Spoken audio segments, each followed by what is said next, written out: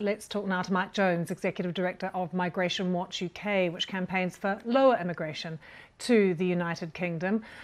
Mike, are you in favour of the barge? In principle, yes. I think the government has a responsibility to house asylum seekers in alternative forms of accommodation to relieve the burden on the taxpayer. I mean, the Bibby Stockholm has been in operation since the 1970s. As your reporter said, it's housed asylum seekers in Rotterdam. It's housed homeless people in Hamburg. It's been used and yet, to provide. Mike, it was used to house 222 people. That number has been more than doubled to 500. So there are concerns about capacity.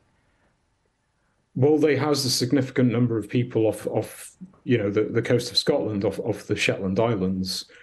Of course, I think the barge needs to abide by health and safety and fire regulations. That goes without saying. And the onboarding was delayed due to fire safety concerns. But presumably the government has dotted all its I's and crossed all its T's, and it's okay to go.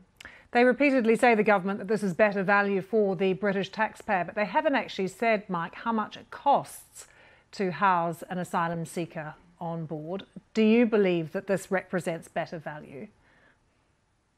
Well, sort of intuitively, it makes sense that it would represent better value than housing somebody in a 4 or 5-star hotel.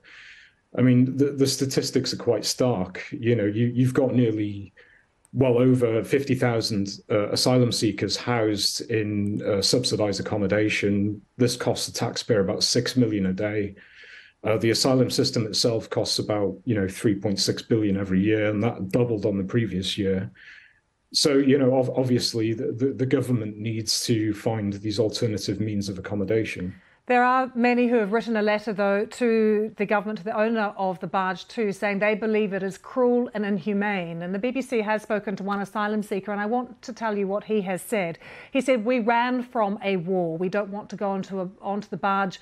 It's a jail." Well, no, it isn't, because they're allowed to come and go as they please. It isn't a jail. They have, ensuite rooms, access to communal areas, laundry services provided, catering services. There are primary healthcare services available on the barge. So, I mean, this isn't a conventional prison. And at the end of the day, there are probably exceptional cases where some of these people are genuine asylum seekers, but many of them clearly are illegal economic migrants who have paid organized criminal gangs vast sums of money to be here, and they've spent a considerable amount of time outside of their home country, and they could have claimed asylum in France. Their claims are being looked into at the moment, which is why they are being housed on the barge. Mike, thank you very much for joining us, Mike Jones. Cheers.